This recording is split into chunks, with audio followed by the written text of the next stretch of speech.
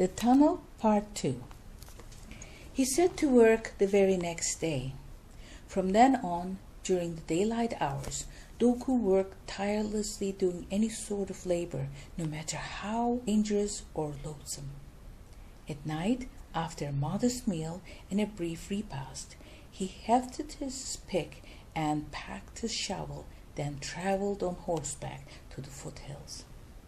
He spent the first several weeks surveying the region's topography. From a hidden cave opening, he started digging the tunnel until daylight broke. He made good use of the existing natural caverns, connecting them by digging short tunnels between them. By the time 30 years had gone by, the length of the tunnel reached 2,280 feet. Doku had almost achieved his goal of creating a secure pathway deep under the mountain. In 2 more years, he would reach his goal. Before the work was completed, however, the slain squire's son, Bron, who had become a skilled swordsman, caught up with Doku. Bent on revenge, Bron lay in wait behind a huge boulder on a deserted stretch of a path to spring his ambush. Doku, with his experience as a highwayman, had naturally sensed presence of danger and dismounted. Holding the reins, Doku took the rocky path in bold strides that caused Bron to hesitate. Bron paralleled the path for a time, waiting for another opportunity to strike.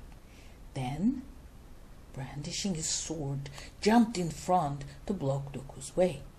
Proclaiming his name, he shouted, "I'm here to avenge my father, Squire Zavenko, whom you've so foully murdered. Be prepared to die, vermin." On the verge of receiving the death blow, Doku maintained his calm composure and stated his protest. "I will give you my life willingly, only let me finish this crucial work first.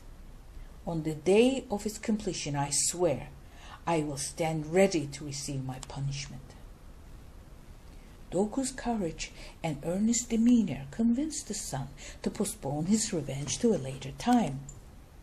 And so, Bron temporarily set aside the blistering rage swelling his chest, and night after night followed Doku to the tunnel and watched him work. In all that time, even with death sentence hovering over his head, Doku's diligence never once wavered. He removed the rock with his pick and then constructed posts and beam supporters from the surrounding trees to buttress the walls of the tunnel. In this way, several months had passed. Doku, even when sick, worked hard at the dig. Eventually, Bron grew tired of doing nothing but watching Doku.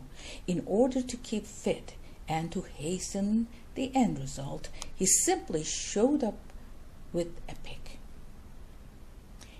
No words were exchanged as he worked alongside Doku on the dig.